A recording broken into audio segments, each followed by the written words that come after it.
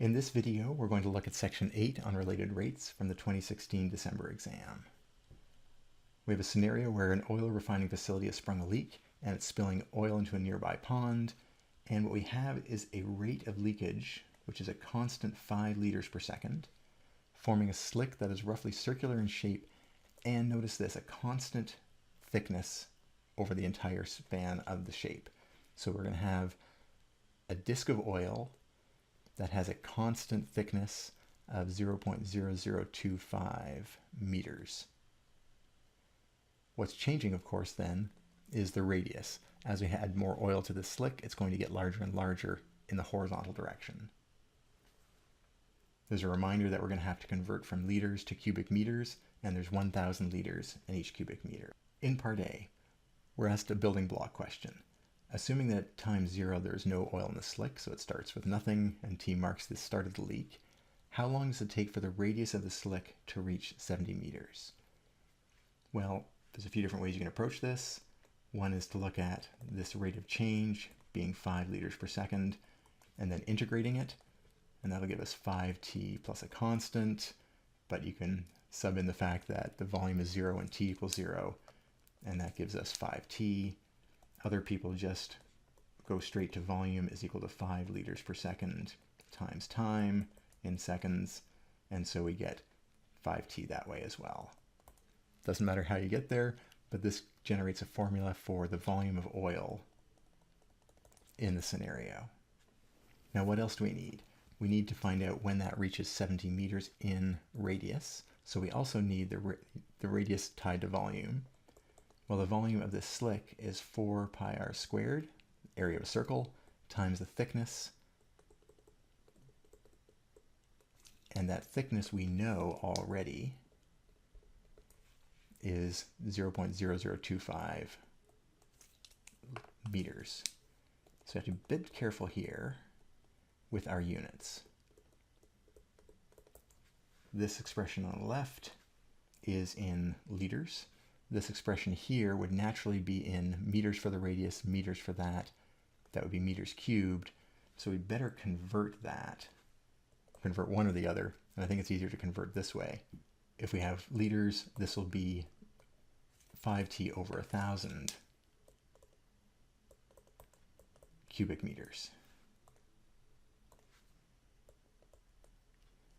And then we can set these two things equal to each other. So we want the moment where 5t over 1,000 is going to equal the volume, but we also want the volume to be defined by its dimensions.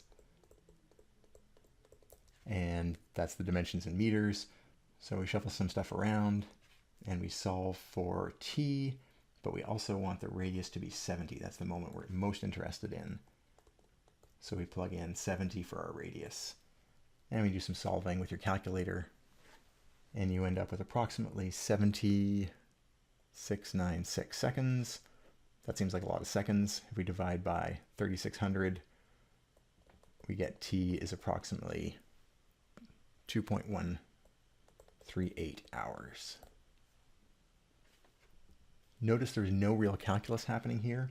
You could use it if you wanted to calculate the volume based on the rate of change of volume, but you didn't have to because the volume change was at a constant rate.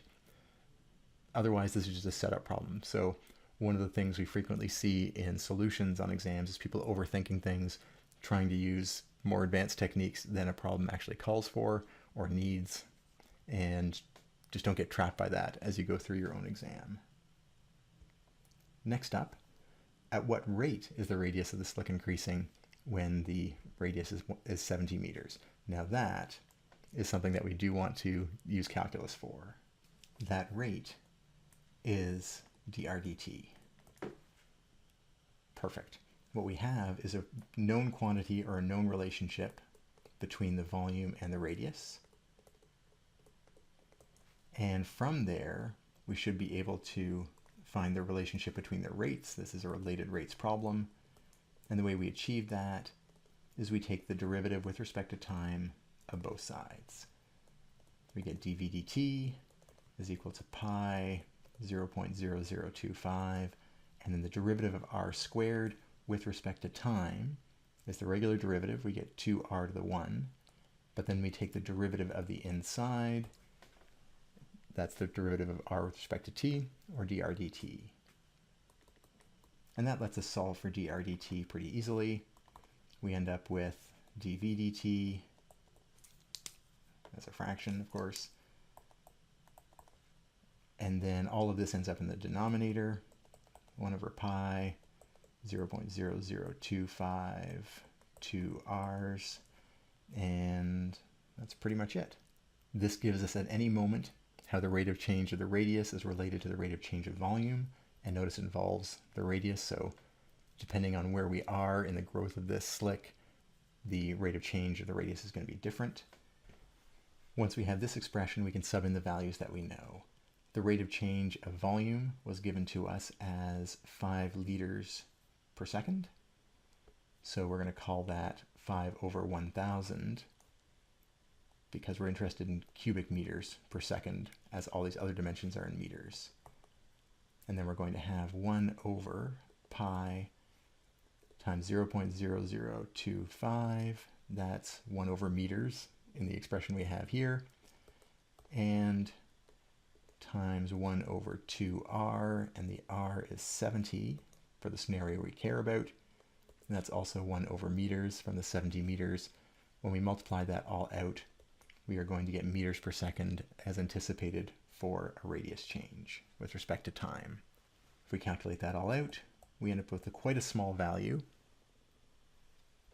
0.004547 meters per second. And if you can convert that to millimeters or centimeters if you like. But the idea is, should it be a small value? Absolutely. If we're adding a relatively small amount of oil, 5 liters per second is not a lot when we're talking about a slick that's 70 meters wide. And once we're at that size, adding another 5 liters is not going to expand the slick that much. And that's what's being represented here in our answer. Last but not least, in part C, we're asked for what is the total volume of oil that's spilled onto the pond when the rate is 0.02 meters per second. So that's when dr dt is fixed at a certain value, and we can track that down using our relationship up here. Let's call that equation 1. And equation 1, we don't know what r is, we don't know what v is, we only know dr dt and dv dt. So I'll fill in the blanks there. dv dt pi 0.0025 times 2r dr dt. And notice from the scenario, we should be able to piece this out a little bit. This is going to be much earlier in the process. We're going to have a much smaller r to be able to increase the radius that quickly with our small amount or small low rate of oil addition. So we know dr dt, we know dv dt, and we're only going to be able to solve for r, but that's fine. We're going to get the radius of the slick we're talking about is 5 over 1,000 from this side, 1 over pi times 0.0025. This is in the denominator over here. Another 2, and the 0.02 also ends up in the denominator on the other side. And if we calculate that all out, we get approximately 1.592 meters, so quite a small slick still. And once we have r, the question was about the volume of oil. So at the radius 1.592 meters, the volume is going to equal pi 1.592 squared meters times the thickness, 0.0025. And that gives us around 0.01991 cubic meters, or if you want to move the decimal place over, or about 19.91 liters overall.